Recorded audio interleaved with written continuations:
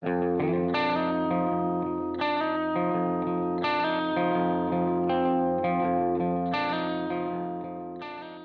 there, everybody. Welcome to another episode of the Cloud-Based Mayhem.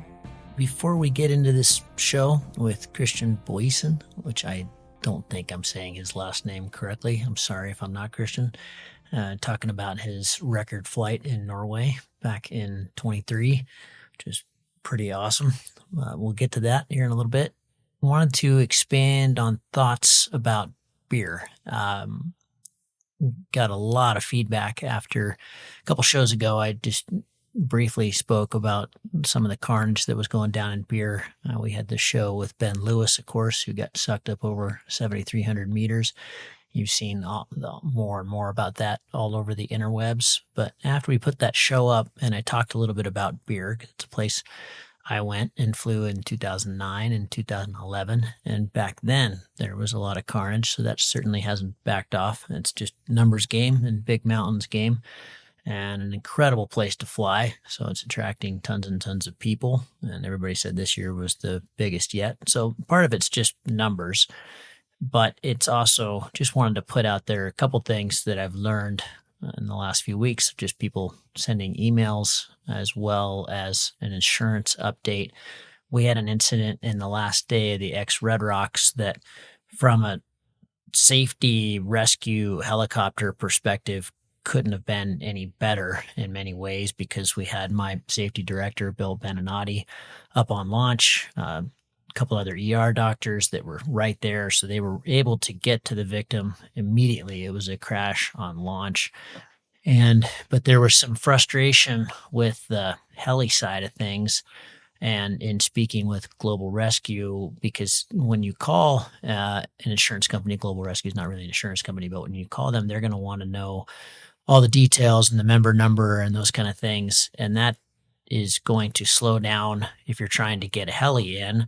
That's obviously going to slow things down. And so that's what we have been saying for years and years and years. If you have an incident, make sure you let your insurer, whether that's Global Rescue or somebody else, know so you can get the claim covered. But what they are now saying, which makes a lot of sense, is the first thing you should do if you're a victim or if you are helping a victim is contact emergency services. So 911 here in the States, that's different in different parts of the world. But let them know first and then let your insurance know. So get the rescue going, which is often going to be our community first. We know the most about rescues. We can get things moving faster than search and rescue or 911 or calling emergency services or calling search and rescue. So usually it's our community. I've talked a lot about this in the past. Won't go through that right now. But in a place like India, it's not the Alps, obviously. They're very big mountains, but it's also very high. Helicopter rescues are tricky at higher elevations because of the thinness of the air. And they're going to want the money up front, which is not how it works in a lot of parts of the world. But it's understandable because they want to make sure they're going to get paid. Running helicopters cost a lot of money. So locals who have been flying there for a long time, like the guys from Himalayan Sky Safaris, Eddie Colfax and the late John Sylvester and Debu and Antoine and Stefan, all those guys, they have over the years tried to put together kind of funds. So when you fly there, you have club funds that can fund a helicopter rescue. That's never really come together. I was just talking to Eddie a few days ago about their ideas of maybe putting together tandem rescues rather than relying just solely on helicopters because it is expensive. It can often take days and they're going to want the money up front. And no insurance company that I know of certainly is going to do that. They're going to pay a claim after the fact. So they're not going to just front the money for a helicopter rescue that they're not involved in.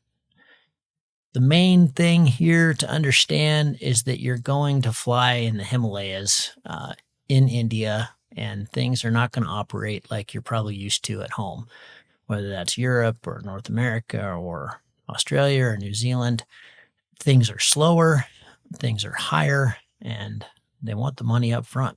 So whether we as a community create a fund and, maybe when you go to beer, you put in $150 or $200 into this fund, and that adds up, and that money can be used to go help somebody out. And then that somebody has to replenish that fund if it's not covered via their insurance, something like that. But as of right now, that doesn't exist. And if you are going to fly in beer, you need to have these things in mind, that if you go over the back or fly in places that are beyond your limits and something bad happens, it could be days before they can get to you. And so you need to be flying with all of that in mind. And that means a lot more margin. What's happening in beer is, of course, preventable.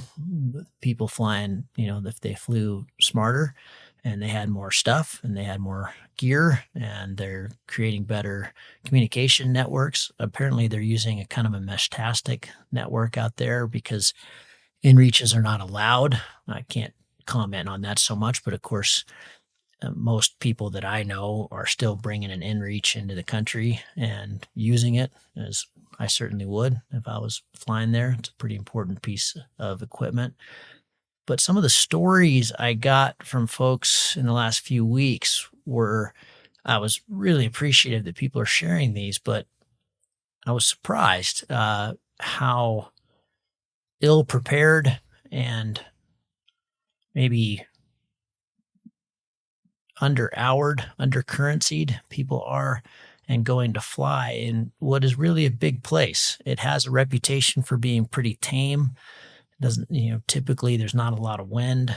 You can fly really big terrain and not have a ton of mountain experience, and you can do it safely. But when I spoke to Eddie, he thought that maybe 50% of the people taking off in beer who are at times going over the back, that's to the back ridge that quickly goes up to 5,000 meters, maybe 50% are not prepared as either pilots, with the hours or with their approach. So this isn't something that's really big in North America, is to go skiing or go flying with a guide.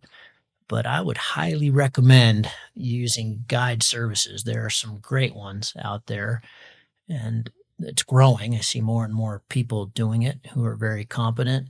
I would definitely think about adding that expense to your itinerary if you're going into places like beer or into the big mountains. And that can even be the case in the Alps, where it's pretty complicated and it can be a little overwhelming to go there for your first time or first few times even without some help. And so think about it. I think that's a pretty good idea. And that's all I've got to say about that. I'm appreciative for everybody sending me these emails, and I kept trying to remind myself that, hey, you were there too. I was there in 2009. I was there in 2011. Both those trips I did with Himalayan Sky Safaris. It's where I got my first bivvy with John Sylvester, and I'm really thankful to those guys. It was where I got my first 100K. So we've all get our experience somewhere first, and we all go through this long period of intermediate syndrome, which I've spoken about a lot on the show. But think about margin, think about altitude, think about oxygen for sure, how you're going to stay warm, and think about hiring a guide if this is your first trip. They can help you a lot. There have been there was an email I got from a pilot who flew on that same day that Ben got hoovered. He also got hoovered, but he luckily pointed it south out into the flats a little bit earlier, landed in a ton of rain, did the whole parachutal thing a bunch of times from the rain. And, luckily he was okay. But I also got a ton of other emails from people who said they couldn't believe those guys were flying that day. There is much better forecasting, I understand now. And, the signs were there, both in the forecast and the Cape, and also in just looking around, looking at the skies. But there was a lot of lemming flying going on, it sounded like, which I've seen all over the world, not just in beer. But, well, hey, that pilot's still in the air. It must be okay. So don't be that pilot. Don't be doing that. Will Gadd just put out a really good post about what happened down in Manila in Australia. back in the day when Eva got sucked up over 30,000 and a Korean pilot was killed in the storm. And I think, out of 145 pilots at that Worlds meet, 140 landed before it got big, and 5 others didn't, kept going for it. And we all know what happened with that one. And so don't be those 5 pilots. Be the 140 who get to the ground early and are sipping some coffee and feeling good about flying another day.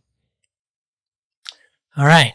Got a great show for you today with Kristian Boiesen. Again, I know I'm saying that last name incorrectly, but he had a really remarkable flight back in June of 23, 360 something K via X-Con test points, but 343 from launch, which is how we measure things in terms of distance. It beat the previous record in Norway by, I think, 90K. I think I have that right. It might be 70K, but by a considerable distance. Started kind of southeast of Oslo, near where he lives, and up through really remarkable terrain, just up towards the fjordlands of, I've got to pull it back up here, of Trondheim. And so it's been a place I really wanted to fly. I was up there for the Olympics in '94, in between Hamar and Lillehammer. Beautiful country, beautiful place, beautiful people, obviously a big flying contingent. We run into all those folks in Vi every year at the Monarca, which I'll be down at next month. But he saw this day coming and was pretty psyched, and got in the air. Things started feeling pretty good and threw the hammer down. So it talks about just this incredible day and also the flying in Norway, which I'm very inspired to go take part in with the friends up there. And so, yeah, if you've had some interest in flying in Norway, he talks about the bivy potential and kind of the tricky stuff about airspace and just what's on the menu up there for flying. Please enjoy this fun discussion with Kristian Boiesen. Cheers.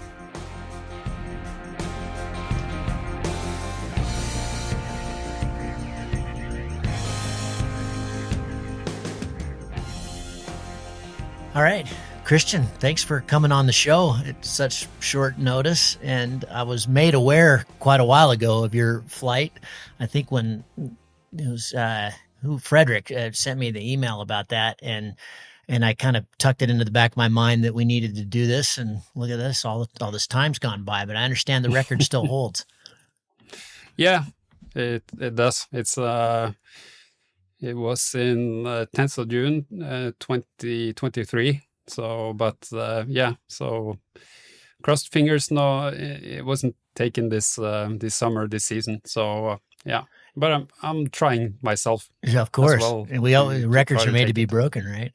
Yeah, they are. And you're just outside Oslo. Is that what you were saying before we started recording there? That's where you live? I live in a small place called Kolsås. So we have some local hills, so I can actually walk from home, and take me 20 minutes to get to the first takeoff. So we have some places you can do some soaring, some thermaling. But if I drive for 40 minutes, you can get to a really good place for where you can do 200 Ks on a good day. Is that the launch that you used for the big flight? No, this one was a little bit further south, but it's in the same area. So we talked about using the first one I talked about, but Hvittingfoss, it's about around an hour south of Oslo. So you start on a small hill. It's about 175 meters between takeoff and landing, and so it's a possibility to bomb out. But if it works, it's possible to quickly get in the air and do pretty fast kilometers in the beginning. But you have some airspace problems there. So, but normally we have the opportunity to get higher altitudes to get some more working altitude to get away from that airspace area. And I didn't study it so closely, but you're basically going north. Is that the typical flight pattern? Is that what you guys are normally doing? Or are you typically doing out and backs or FAIs, or what's a good day look like there at a typical day? Yeah, in the south, in most of Scandinavia, the meteo winds, like you have in Idaho, it's dominating. So that normally means that the XC flights are one way. But on good days, you can do out and returns and FIE. But mostly in the area I live, in the southeastern parts of Norway, it's mostly one-way direction because of the wind. Okay. Yeah, and is that usually south? It's not west? It depends. It could actually be in this area, or south of Oslo, southeast is probably the best.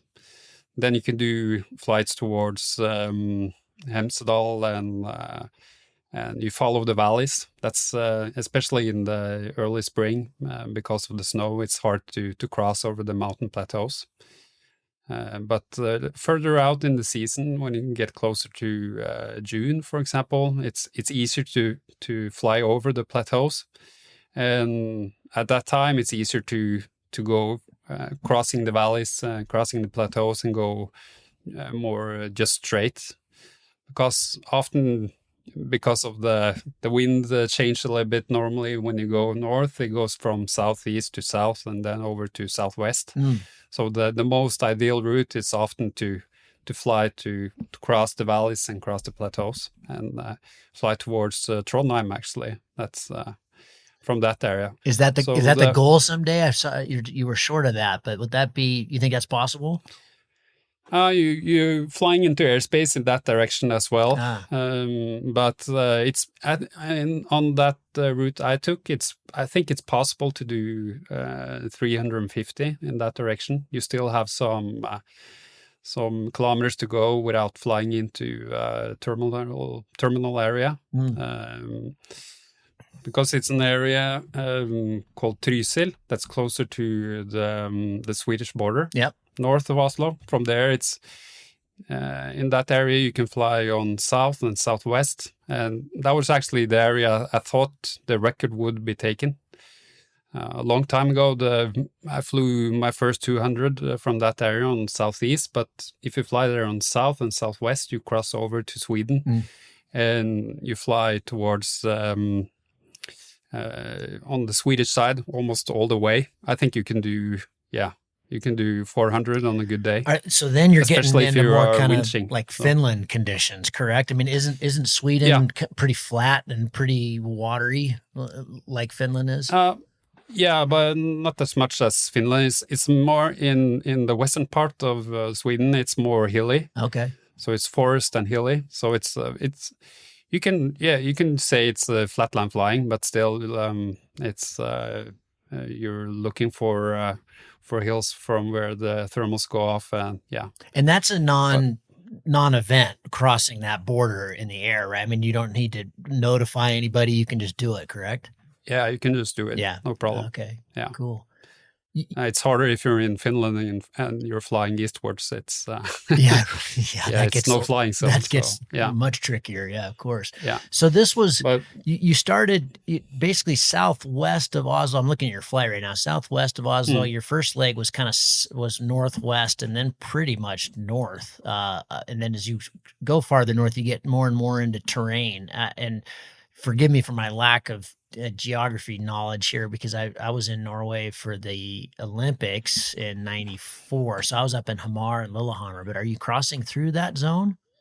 Yeah, a little bit further north of Lillehammer. Okay. I crossed Gudbrandsdalen Valley. That's where Lillehammer is. Okay. So but you're right there in the start. You're mostly following the valley because of it's a little bit typical because the thermals are not that good yet on that day, and I just had to try to stay up. But at point it's a valley called Numedalen. It's north of Kongsberg, at that area, it was possible to get up on the plateaus where the thermals are better. So you're flying away from civilization, but you're flying into much better thermals. And in that area, I started to get some really good lines with like convergence higher cloud lines base kind of stuff. Yeah, both convergent lines and cloud streets.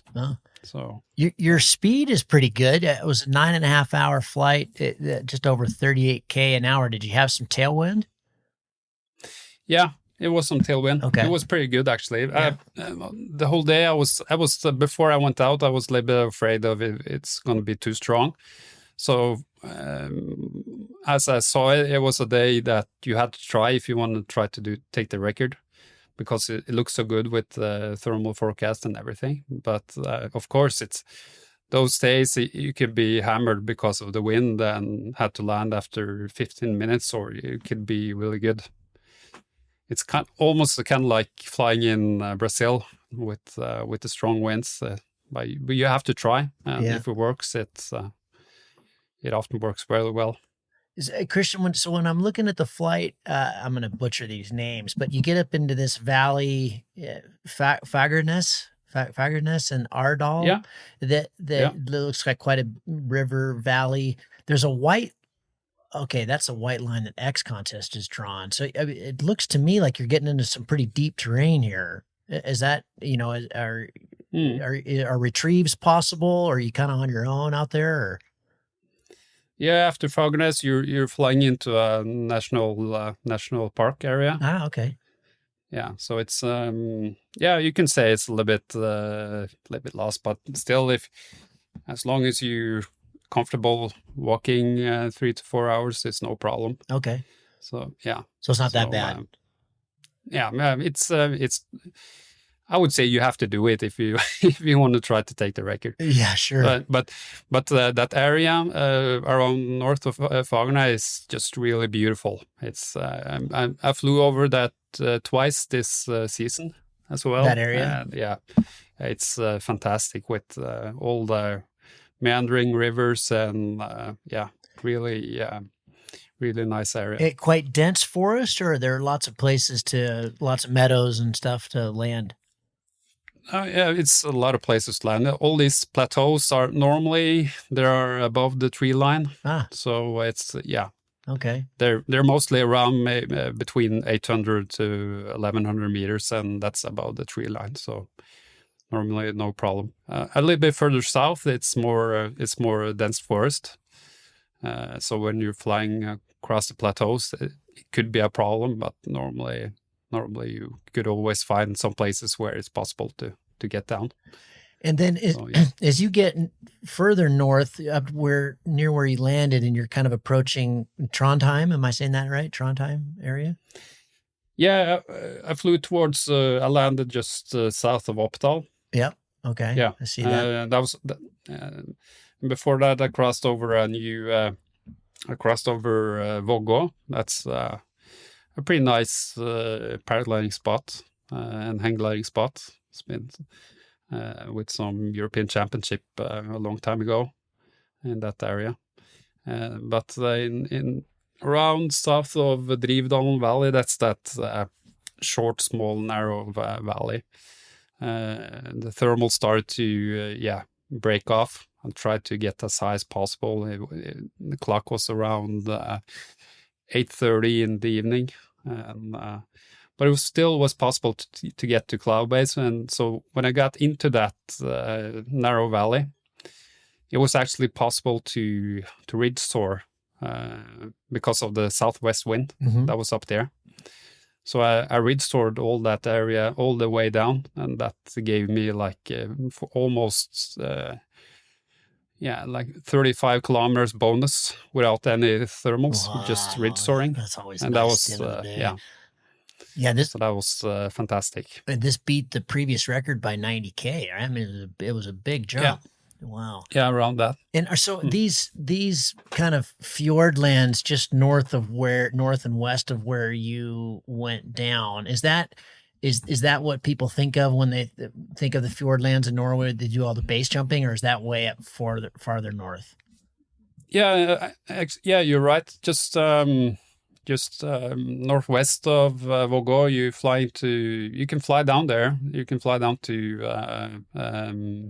Åndalsnes down Romsdalen Valley, and that's a lot of base jumping that goes from there. Oh, right there. So just northwest of where you landed.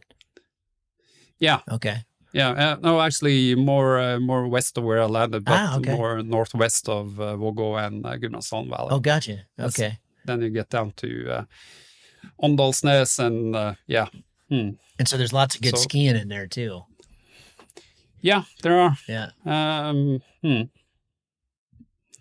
And actually, if you want to go FIE triangle in Norway, actually the best areas are in that mountain area just south of there, towards Stryn and Voss. In that area, it's possible on good days to get to do FIE triangles for 135 kilometers on a really good day. It's a little bit harder to do that in the southeast of Norway, but in that area on days with with not that much wind, it's almost like the small Alps, where the wind systems are generated by the mountains and not by the meteo wind. So, but the area I fly, it's more meteo wind. So that makes it trying to do one ways and trying to get back afterwards. Is kind of sea breeze a preeminent? I don't know, not enemy, but is that just something you guys have to deal with on all flights because you just got so much ocean around you? No, not on all flights, but if you're flying towards those valleys, of course it's going to be a problem in the end. Especially like Romsdalen Valley. I've flown down there a couple of times. And then you normally get sea breeze in the evening. So then you have to try to stay up a little bit higher above the valley line and try to avoid getting down into the sea breeze. I see you. I don't know if you took off with them, but you flew with a couple other guys that day, and Gunnar's one of them. I don't know Gunnar really well. What happened to those guys? Yeah. Why didn't they keep going? It was sad actually that Gunnar didn't make it because he's a really good pilot. I think he probably flew a little bit too fast because he went down north of Kongsberg. Maybe he didn't have that much faith in the day as well. So, but I was like, now I'm on my way. I want to try to just make it to Gol, for example, where it's easy to get back with the train. But they just kept on getting better and better and better. So I mean, in your track log, it doesn't look like you really got low until right at the end of the day. And then obviously that's where you were doing the ridge soaring and stuff. But it didn't look, not too many I don't see too many like low saves. It was a good day, huh? Yeah, it was a good day. I had one low part north of Fagernes where you can see it's almost in the middle. Yeah. Where you can see the track log goes to the left. Yep. Yeah, and had to work. And that was a little bit critical. I was around 170 kilometers out. Still a decent extra trip in Norway, but I was flying towards a big cloud and it wasn't working. It was dying off. So I had to push out headwind and try to get to some spots with sun and I found some lift, and then it's because it's so flat terrain. You have to just try to stay in the thermal as long as you can and just drift with it. So you keep drifting towards further into the mountains and further to walk. But you just have to just gotta commit. Yeah, you have to do it. You have to try. Yeah. But of course, it's not dangerous because it's only it's no walk. Trees and stuff like that. It's you just have to walk out. Is this kind of like peat? When there's no trees there, is it kind of like peat moss? Think of northern Scotland kind of terrain. Yeah, Like you can bogs? compare. Yeah, Okay. yeah. It's like the mountains in this area. It's normally it's not that peaky. It's round, Mm-hmm. and and so when you get the wind and on these small mountains, it's really easy to just fly over it and drift with the wind. And you just have to try to stay in the thermal and keep in it. So that's actually one of the things I think that makes a lot of Norwegian pilots good to fly in weak conditions, because we often have to fly in these crappy thermals, drifting away, just trying to stay up. So yeah. Did you go into this day thinking it was a record day? I mean, was this what you set out to do, or was it just kind of fell into your lap as you were cruising along, realizing, oh wow, this is really good? Oh, I thought it was a 200 plus day. Yep. Yeah. Okay. Okay. And we don't get that many of those. So, but it was actually a Saturday, so it was easy to get out. But the day before looked just as good as well. Really? But it was something on with my job, and so I couldn't take the day off. And I was a little bit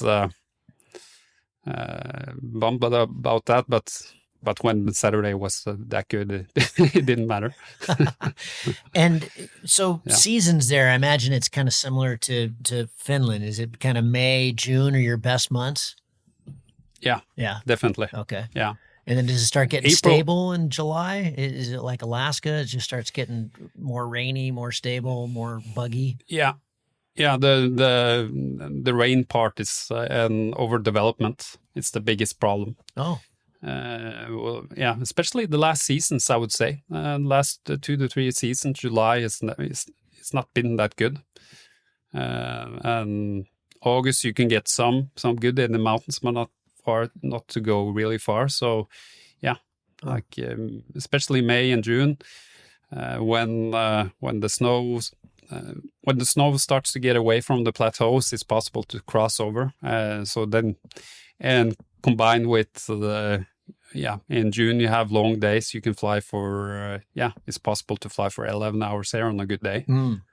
And would you say this day it was 9.5 hours? That's a pretty solid day. But was there did it just shut down on you, or did you leave time on the table? Yeah, it shut down on me. Yeah. But I probably could have maybe started half an hour earlier. Okay. And of course, if we've been towing and winching. Do you do a lot of towing there? No, we don't. Oh. So I'm trying to. We do some towing from behind boats, but mostly for SIV. Right. Yeah.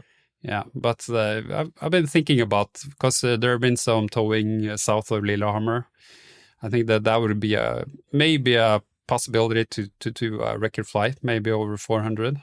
Then if you can start early on the strong southwest day and fly towards Sweden. And go into Sweden.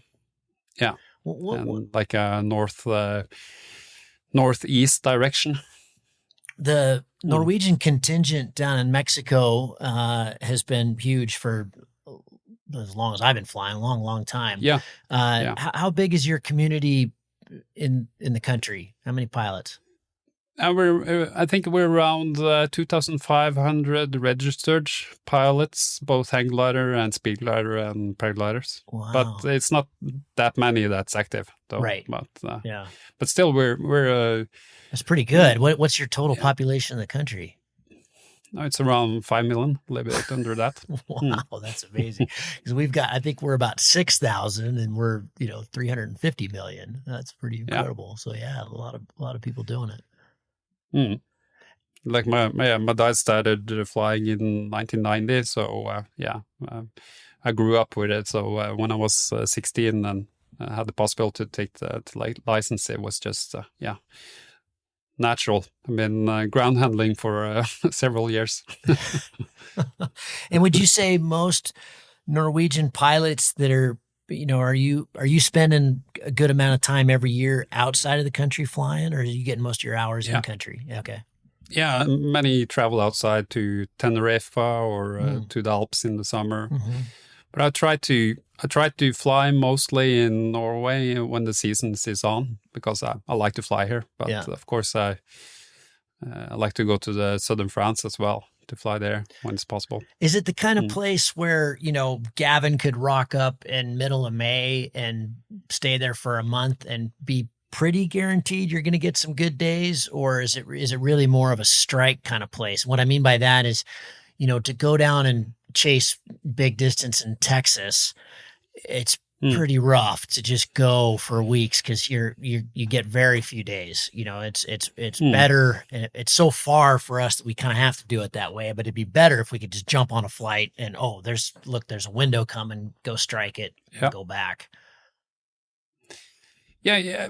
I think you would get some good flights. I would say, because normally May is a pretty dry period. So the one problem is the wind, and the other problem is the snow. But if it's because of the snow, it's not always that easy to cross to cross the plateaus. You have to follow the valleys. But especially in the late May, it could be really good. So if you're here for a month, of course, I would say you could, if you're real lucky, you can do several hundred Ks. Is the snow line does it work similarly to the Alps? And what I mean by that is, often in the Alps, you get some really good spring flying. The valleys have been cooked off, but there's still quite a bit of snow up high, and you can kind of fly that snow line. We don't find that works very well where we live. That's, it still works in some places in the Alps. You can fly over glaciers and stuff. You're flying up in Fiche and that kind of thing, and you're going over the Grimsel. It'll totally work, even though it's all snow. But it's got to be connected by some kind of land bridges type stuff. Does yours work like that, or is it more when there's lots of snow, it just doesn't go? You can't go in there. As long as for example, in Gudbrandsdalen Valley, north of Lillehammer, in that area, from Easter, I would say it works really good in the valleys because of this. It's when the valleys is free of snow and you have the snow line. But the problem is that the valleys are especially in the southeastern part of Norway, they're not that deep. It's not like on the west side where you can almost have 1,000 meters between the valley floor and the top. But in the southeast, it's lower, maybe 400 meters. So you don't have as because much room of that, to work. But it's not often easy to cross, because it's not like you have the valley and then you have another valley on the other side. But you have a valley and then you have a huge plateau, for example, 5 to 10 to 15 kilometers of just flats. And then you have a new valley. And because of that, when you have snow on all those areas, you need some altitude to try to cross it if it's full of snow, because there's no thermals there. But when you get out in June, it starts to melt a little bit. Then it normally works better. So I would say June is that's definitely the best part of the season in Norway. That's what I found up in Alaska as well. That you start getting the really long days in April, but there's just too much snow. And with that Alaska project, if we had started that a couple weeks later, I think we started May 12th. If we had started just a couple weeks later, we would have been twice the speed. It was just the things. But then by July, it's really done. It's really cooked. It gets way too stable, and air stops moving around. What about north of? And those of you listening, I encourage you to pull up a map unless you're really familiar with Norway. But what about north of Trondheim? Going up, right along the border of Sweden. Do people fly up there? Yeah, we actually had one. We have around Bodø.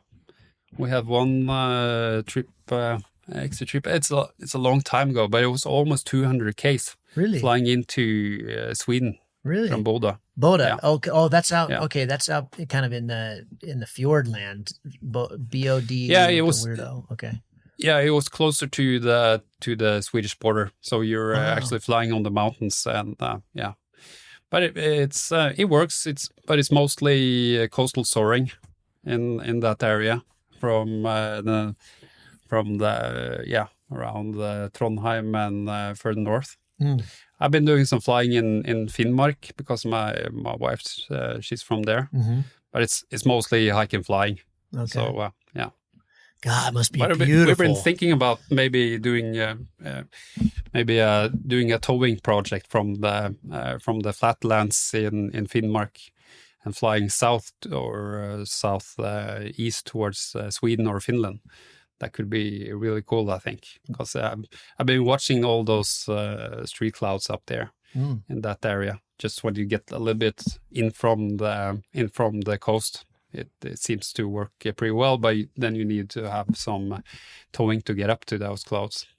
You do a little Volbiv towing trip. Yeah, that'd be cool.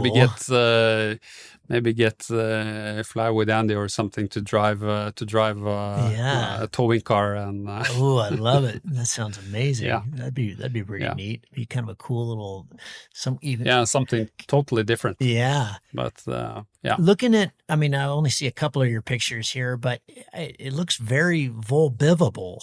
I mean, it looks pretty. Some of the areas must be quite top landable, and you've got plenty of water. Is there a lot of Volbiv going on there?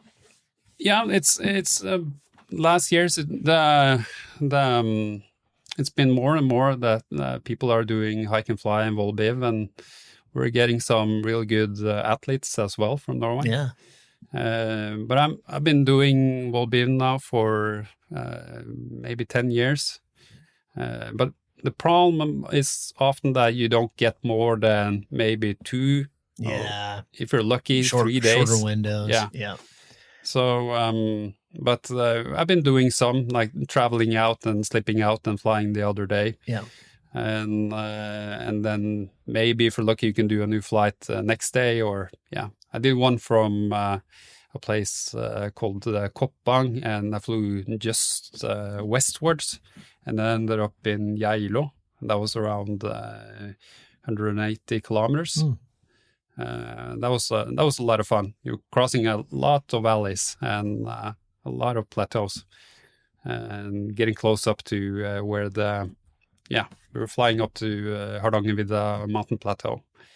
So that was really fun. Do you fly much in the winter there? Do you get high pressure systems that give up some days? Yeah, you can do some soaring, Okay. but the thermals are normally not working. I had some thermals, but mostly it's only soaring.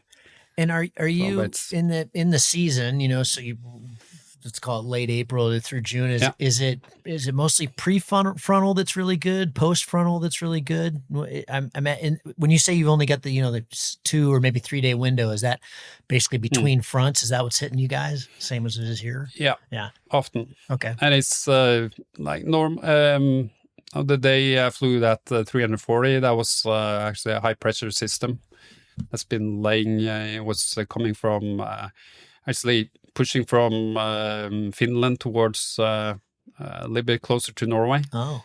And so it's often we see that because of that you get stable weather for a long stretch. So you're on kind of the western edge of a big high pressure system. Yeah. Yeah. Okay.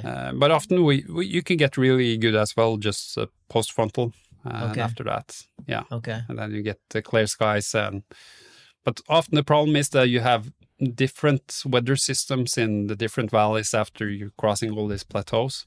So that's why it's often the high pressure systems that's been laying there for a while that normally makes the good days, because you have good weather all the way.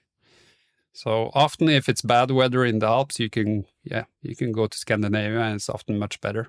And same way around, if it's bad weather up here, it's often much better in the Alps, Central Europe and Alps. What would be the place to kind of stick yourself for a few weeks? Would it be Oslo, or what would be the area that would make the most sense for just riding it out, so you can strike on the good days and then have fun doing other stuff on the bad days? It depends a little bit what you want, because it's if you stay in the south, it could be maybe a little bit boring, because you don't get you're flying on low hills. But that's but it's often what you have to do if you want to try to fly really far. So I would say it's much more fun to be in, for example, in Voss or maybe Vågå. And especially Vågå, where's Vågå? I'm looking on the map here. Where's that? That's in Gudbrandsdalen Valley. It's okay. Yeah, I got you. It's northwest of Lillehammer. Okay. And that area, it's really good for the flying is really good. And it used to be a pretty big community that went there. So in the summer, it's still a lot of people that goes there for go flying. Mm-hmm. So then you can have maybe a little bit better combination. But of course, if you want to do the really long flights, normally you have to start in the south, maybe Telemark, or especially in the early parts of the season. If you want to fly in May, June, I would say that area, it's normally the best. Okay. But still, we also have some good days when it's northwesterly winds. And then we have some takeoffs just south of Vågå. That's really good. That's called Heidal. And then you can fly, maybe down to Lillehammer. And I've flown to Elverum once, and that's around, a little bit under 200 in that direction. Mm. And so that's a really good place. Mm. Really strong thermals in the early season from that area. So really washing machine getting up for it, because you're starting on the lee side from south face takeoff, and you have some mountains to the northwest that protects you from the northwest winds. But after you take off, you start getting into it. It could be really dishwasher. Just stressing, trying to get up and get away from it. But I've been to a couple of your Nordic comps. Maybe only. I was in Macedonia one year, a bunch of years ago. This was before COVID. But do you guys ever have comps where you are? Oh, we used to. I was actually arranging the last one in 2013 together with some other friends. Yeah. We had the Nordic Championship here, and that was in Vågå. We also had it in 2010, and I was also arranging that. But it's a lot of work, so I cannot do it every time. But for me, I feel it's maybe a little bit sad to take it out of the country, because I know when Norway is good, especially in June, for example, it could be really good. Yeah.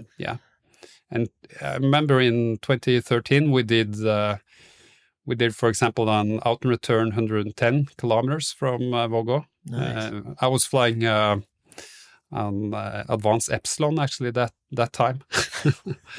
But that was a lot of fun. Like people flying 6 to 7 hours, and really happy wicked. when they got to go. That's the kind of comps I like. So we'll see. Maybe one time if somebody wants to take up that take up the reins to get. Try to get it to Norway again. Yeah, that would be neat. I think a lot of people would come. It's cool to see. You said in your write-up here that it's maybe once in a lifetime flight in Norway. Is that were the conditions that unusually good? Yeah, I've been chasing that record for 15 years. So okay, so it was really good. You can't just show up and knock that off. Yeah. That's okay. No, the last time I flew 200 before that in Norway was in 2008. I've been really close some other times, flying 195, and but it's not often. You normally I would say you may get 1 or 2 days of that quality in the air. Sometimes you get no one. Really? None of those days. Yeah. So you just have to be ready on that day. So luckily I have a flexible job and a flexible wife. So it's two very important things. Yeah. But when the good days come, it sounds like you really got to strike. It's not, we'll get another one. Yeah. You have to do that. You got to go for it. You just have to leave everything and reschedule meetings and get out. And is there, on that day, it looked like, at least on X Contest, there was just Gunnar and the other guy that was with you, but will there be a dozen people chasing it on a really good day, or how many people would you expect to see at launch on a good day? Yeah, I would say it would be a dozen. Okay. It's we have a pretty good community here for exit flying, so we talk to each other, trying to get. You guys got a Telegram group or yeah. something and chat it up. Yeah. Okay. Yeah. And I have some friends around from the western parts of Norway that sometimes also take the train over to try to fly back. Especially from Drammen or Hvittingfoss, you can follow the valley and fly up to Geilo and over the mountains again towards Voss and Bergen. That's one of my dreams, to try to fly over that big plateau that separates the western and eastern parts of Norway. And it's called the Hardangervidda. So it's hard to do it because of it's a little bit higher, so much more snow, and it's also hard to do because of the weather changes when you're flying over the what do you call it, when the water line, when it starts to go the other way. It's often more moist if you have easterly winds on the west side. Okay. So you're talking about doing a west to east or an east to west? Are you up and over the east spine? to west. East to west. Yeah. Oh, wow. Okay. East to west. Okay. Yeah. So my brain doesn't think like that. We're always going the other way. Yeah. So it's I think it's possible. But just have to wait for the right day and go for it. That would be, I would imagine, wicked spectacular. I mean, you're ending in the Fjordlands, right?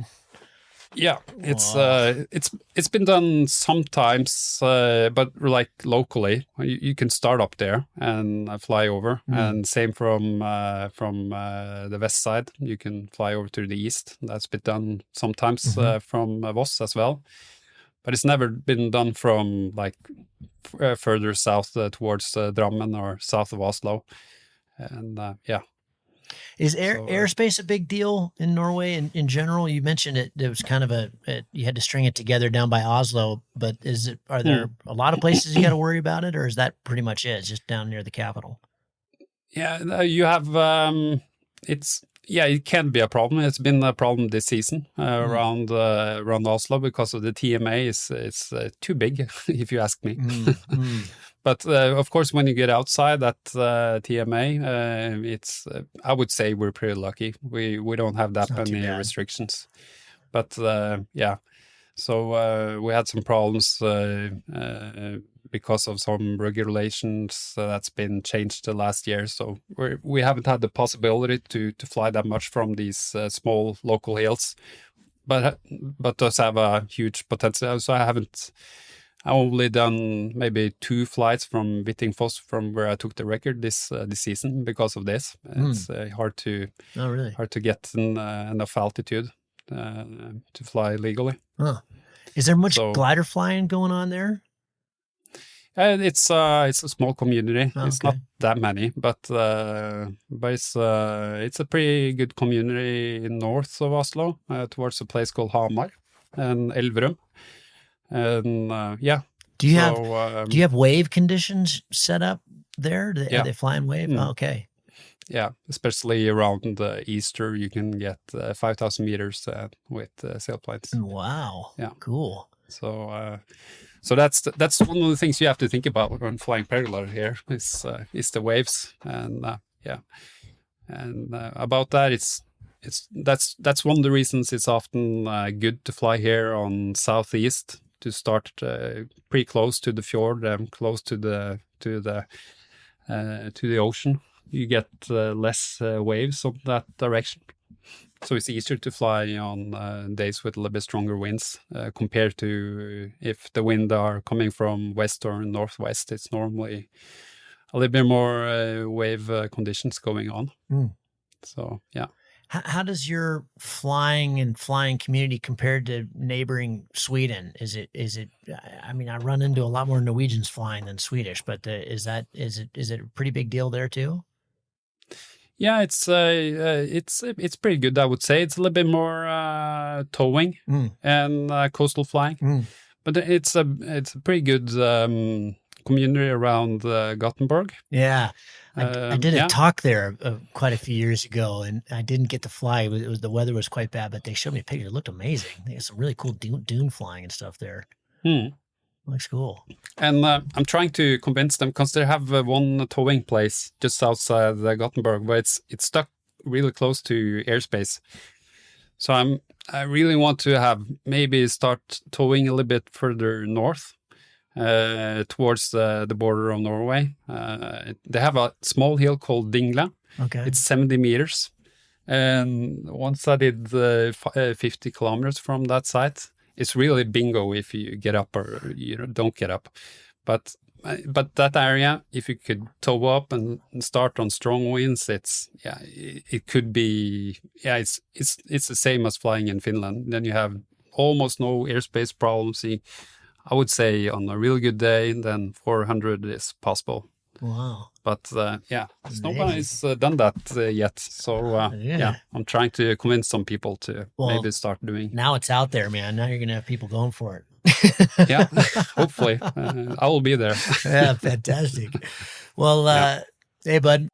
I really appreciate knowing more about your wonderful area to fly. I've been very keen to get up there and join you guys for a long time. So now I'm feeling a lot more inspired, especially as winter starts setting in here. So hopefully get to come fly with you guys. But thanks for sharing all this. I appreciate it.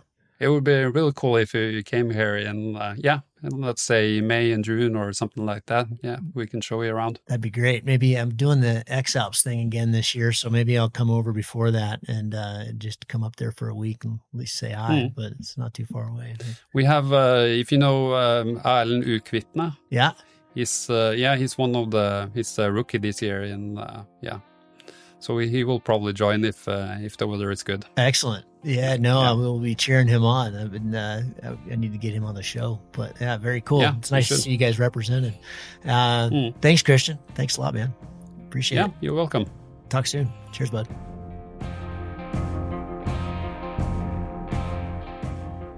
If you find the Cloud-Based Mayhem valuable, you can support it in a lot of different ways. You can give us a rating on iTunes or Stitcher, or however you get your podcast. That goes a long ways and helps spread the word. You can blog about it on your own website or share it on social media. You can talk about it on the way up to launch with your pilot friends. I know a lot of interesting conversations have happened that way. And of course, you can support us financially. This show does take a lot of time, a lot of editing, a lot of storage and music and all kinds of behind the scenes cost. So if you can support us financially, all we've ever asked for is $1 a show. And you can do that through a one-time donation through PayPal, or you can set up a subscription service that charges you for each show that comes out. We put a new show out every 2 weeks. So, for example, if you did $1 a show and every 2 weeks, it'd be about $25 a year. So way cheaper than a magazine subscription, and it makes all of this possible. I do not want to fund this show with advertising or sponsors. We get asked about that pretty frequently, but for a whole bunch of different reasons, which I've said many times on the show, I don't want to do that. I don't like having that stuff at the front of the show. And I also want you to know that these are authentic conversations with real people, and these are just our opinions, but our opinions are not being skewed by sponsors or advertising dollars. I think that's a pretty toxic business model. So I hope you dig that. You can support us. If you go to cloudbasedmayhem.com, you can find the places to support. You can do it through patreon.com/cloudbasedmayhem. If you want a recurring subscription, you can also do that directly through the website. We've tried to make it really easy, and that will give you access to all the bonus material, little video casts that we do and extra little nuggets that we find in conversations that don't make it into the main show, but we feel like you should hear.